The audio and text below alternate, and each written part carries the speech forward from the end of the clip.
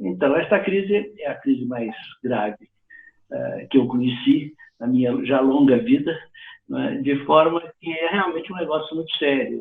É uma crise sanitária, é uma crise de saúde.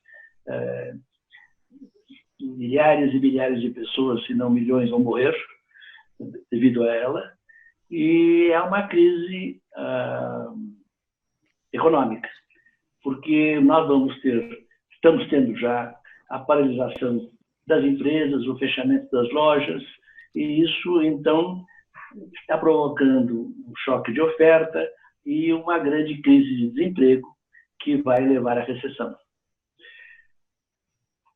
E existe esse debate entre aqueles que querem fazer o fechamento e aqueles que querem abrir. Mas os que querem abrir são irresponsáveis.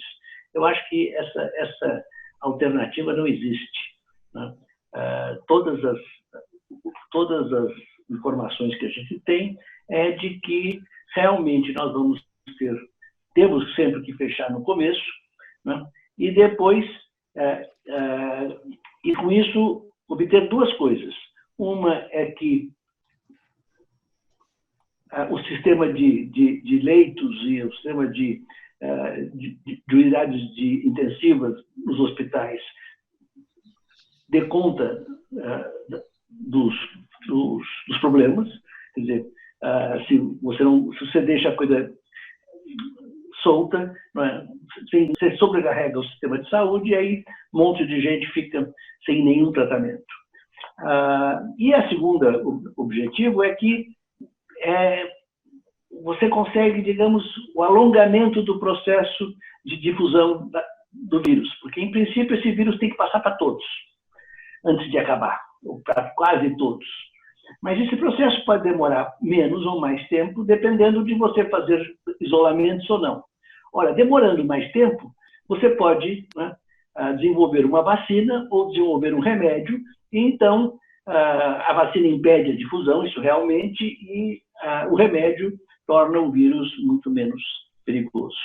Portanto, não há dúvida nenhuma que é preciso fazer um sistema de aberturas e fechamentos. Agora, diante disso, quer dizer, nós aqui que somos... O nosso curso é um curso de administração pública e governo. A administração pública, tem gente que pensa que é sinônimo de gestão pública, mas não é não. Pode também ser, mas gestão pública, antes de mais nada, é o aparelho do Estado. La fonction publique, né, como diz o francês, ou la fonction pública, como dizem os espanhóis. Em português é a administração pública, é o aparelho do Estado. Quer dizer, o Estado é o sistema constitucional legal, é a lei e é a organização. E nós estamos vendo que quando acontece uma crise dessas, como é fundamental o Estado, como é fundamental que ele haja com eficiência, efetividade, né? Contar com o mercado para resolver problemas desses é absolutamente ridículo. Bom, agora, o que ele tem que fazer? O Estado? O Estado vai ter que gastar muito dinheiro. E quanto mais o Estado gastar de dinheiro, menor será a crise do ponto de vista econômico. Custa mais caro, digamos, em termos de despesa pública, mas você diminui a quebra das empresas, você diminui, quer dizer, o desemprego, você diminui a morte por fome de muita gente, de forma que essas medidas têm um retorno muito grande. Agora, aí surge o problema do financiamento, e eu vou discutir essa questão. Quer dizer, eu vou dar um de economista agora, não é? Porque nós temos continuado discutindo, nós sabemos que essa pandemia é profundamente injusta, ela atinge muito mais os pobres do que os ricos, ela atinge muito mais as minorias, especialmente fora da África subsaariana, das minorias negras do que dos brancos, enfim, é uma coisa terrível. Mas o fato concreto é que nós, quando chegar ao final do processo, vamos descobrir que alguns países enfrentaram melhor do que outros essa grande crise. E como é que eu vou medir isso? No número de mortes, quantas pessoas morreram per capita, da população do país, e segundo, quanto isso custou em termos de GDP. As duas coisas não são combinadas, não são comparáveis, impossível. Claro que os economistas atribuem valor em termos de dólares ou reais à vida das pessoas, e aí podem comparar, mas isso é um utilitarismo muito relativo. O fato é que você precisa gastar bastante dinheiro. E gastar bastante dinheiro, não é? O que significa? Significa, normalmente, aumento da dívida pública. O que você faz? Você gasta o dinheiro e vai tomar emprestado do setor privado. Quer dizer, e o setor privado, então, compra títulos do Tesouro do país, e esses títulos, então, e o dinheiro que ele recebe, ele usa para financiar, seja os gastos na área de saúde, os gastos na área sanitária, seja os gastos, né, em proteger as empresas e o emprego. Então, ora, isso é muito caro. Isso é muito caro porque, quando você aumenta a dívida pública, você depois vai ter que pagá-la, né? E como dizia um economista liberal este fim de semana, essa crise vai ser muito grande, vai exigir gastos muito grandes do Estado, quer dizer, e, portanto, depois o que nós vamos ter que fazer é ajuste fiscal. E ajuste fiscal por muitos anos. Mas esse é mais um custo. Além do custo imediato, você, então, vai ter um custo por muitos anos de dívida pública. Agora, existe uma alternativa a isso? Sim, existe. Quer dizer, há uma alternativa, é o Estado financiar monetariamente esses gastos. É o Estado fazer o que fez amplamente nesses últimos anos, os 6 países ricos, os países do leste, o Japão, os Estados Unidos, a Inglaterra, a Suécia, a Suíça e a União Europeia, não, a União Europeia não, a zona do euro, o Banco Central da zona do euro, esses países todos emitiram moeda em grande quantidade no quadro do quantitative easing. Nós podemos fazer também isso. Há uma diferença, eles emitiram moeda não para pagar despesas adicionais, mas para aumentar a liquidez do sistema, aumentar a quantidade de dinheiro no sistema e, dessa forma, estimular as empresas a investir. E tiveram como consequência não prevista uma forte redução na dívida pública deles, dependendo do grau de quantitative easing. Eu fiz umas contas em relação a 2 países, o Japão, que foi o que fez mais, e os Estados Unidos. Quer dizer, o Japão, a redução da dívida deve ter sido de 77%. O Japão tem uma enorme dívida pública, em relação ao PIB, 266%, e baixou, né, em 77% isso. Nos Estados Unidos, a redução foi bem menor, porque o valor em relação ao PIB foi bem menor do quantitative easing, e a baixa foi de 12% aproximadamente. Agora, acontece o seguinte, esses números não estão nas contas públicas. O Japão continua apresentando a mesma dívida pública que apresentava antes dessa grande emissão de moeda que ele fez. E os Estados Unidos idem, e os demais países idem. Por que isso? Porque os economistas gostam de ficções. Eles vivem no mundo da Lua, ou vivem no mundo das abstrações e das matemáticas, e isso atinge os próprios contadores públicos, que então usam regras absurdas para entender que a dívida do Tesouro para o Banco Central é uma dívida pública. Ora, isso não faz sentido. Quer dizer, o Estado, quer dizer, é a grande organização que tem o Tesouro e tem o Banco Central. São 2 organizações dentro da organização maior, que é o aparelho do Estado, ou administração pública. De forma que, se um deve para o outro, tudo bem, o Estado, agora o Tesouro deve para o Banco Central. É assim.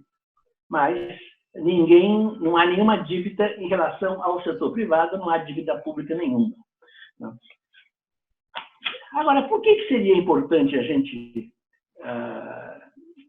isso aqui? Eu não estou interessado tanto em dívida pública. Eu já falei, bom, vai custar caro depois, vai custar caro depois. Mas não é só que vai custar caro depois, vai custar muito caro depois e vai estimular os economistas no governo, embora digam que não vão economizar dinheiro para salvar vidas, o fato é que eles vão sim, sabendo que isso vai implicar em aumento da dívida pública, que eles não vão, que o Banco Central não vai fazer compra de títulos do Tesouro, né? Então eles vão gastar pouco. Isso é uma desgraça. Uma coisa interessante que eu descobri ontem, fazendo uma análise, é a seguinte: o IBRE da Fundação Getúlio Vargas, Instituto Brasileiro de Economia da Fundação, lá no Rio, eles fizeram um estudo sobre quanto os países estão gastando de estímulo à economia e proteção sanitária em relação ao PIB. E o que você descobre nesse quadro? Que os países que mais estão gastando são o Japão, a Austrália, os Estados Unidos. E os países que menos estão gastando são a França, a Itália e o Reino Unido. No Reino Unido, não. França, Itália e a Alemanha. O que esses dois grupos de países têm de diferente? É que nos países, os três primeiros países, eles têm seu Banco Central, eles podem emitir moeda e então eles podem financiar a sua dívida pública, né? Financiar a sua despesa com emissão de moeda. E já estão fazendo isso, não tenho dúvida. Agora, não dizem, isso não pode dizer, hein? Isso não pode dizer, é feio dizer. Só professor assim meio metida independente como eu que pode falar, senão é feio. Né? Agora, França, Itália, né? A Espanha, eu falei, Espanha e Alemanha. Mas só a Espanha a Alemanha é um caso especial porque a Alemanha está gastando relativamente bastante. Mas os outros três países que não estão gastando muito pouco. Por quê? Porque esses países estão na zona do euro. Então, na zona do euro, eles não podem emitir moeda. Quer dizer, o Banco Central não pode emitir moeda para um país ou outro, então não pode. Quer dizer, então não reduz a dívida pública. O Banco Central, se o Banco Central compra título como comprou, ninguém sabe de quem foi reduzida a dívida. Isso não resolve o problema deles. Então, é importante isso. Aí vem a questão, mas isso não causa inflação?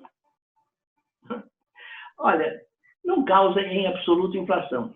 Isso é uma história antiga. Quer dizer, havia uma teoria chamada teoria monetarista da inflação. Quando eu tinha 20 anos, essa teoria estava, ou 30, 40 anos, até os 40 anos, essa teoria tinha muita força. A teoria quantitativa da moeda. Agora, o que nós sabemos hoje é que e a teoria é muito simples, o aumento da inflação é igual ao aumento da quantidade de moeda. Quanto mais aumenta a quantidade de moeda, aumenta mais a inflação. Ora, isto foi verificado de forma absolutamente clara, do ponto de vista teórico e do ponto de vista prático, que não é verdade. Quer dizer, que a moeda no sistema econômico ela é endógena. A primeira coisa é o que é a moeda. Moeda é fundamentalmente crédito. De forma que se o Estado resolve financiar essas despesas que está fazendo com dívida pública, quer dizer, vendendo o título do Tesouro, o Tesouro, quer dizer, os capitalistas que vão comprar vão precisar de crédito para comprar, porque eles não têm dinheiro sobrando para eles. Tem um dinheiro aqui, eles podem mudar de aplicação, mas isso não é dinheiro sobrando. Eles precisam ter um adicional. E esse adicional, então, implica em aumento do crédito. Aumento do crédito implica aumento de moeda.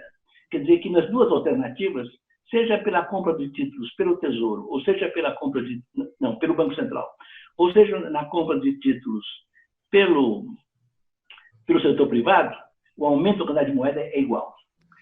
Agora, de qualquer forma, é preciso dizer que a quantidade de moeda não aumenta a inflação, que a moeda é endógena. O que quer dizer moeda? A quantidade de moeda dentro de uma economia, ela aumenta mais ou menos como aumenta o PIB.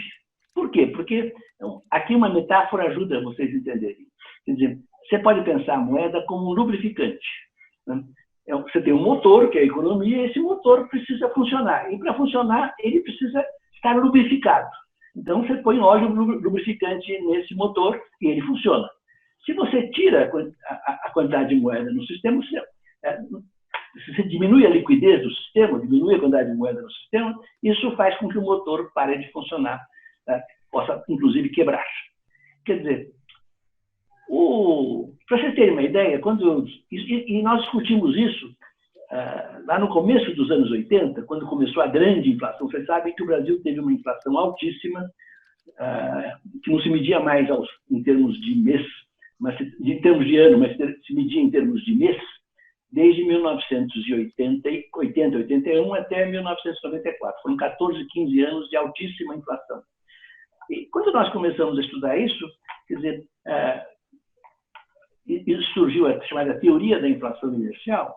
Essa teoria, né, que o Nakano e eu fomos os dois primeiros a formularem um paper completo sobre o assunto, esse paper chama-se Fatores Aceleradores, Mantenedores e Sancionadores da Inflação. E o título já conta o que o paper diz, muito simplesmente. Quer dizer, o fator acelerador da inflação, o que causa a inflação, é excesso de moeda.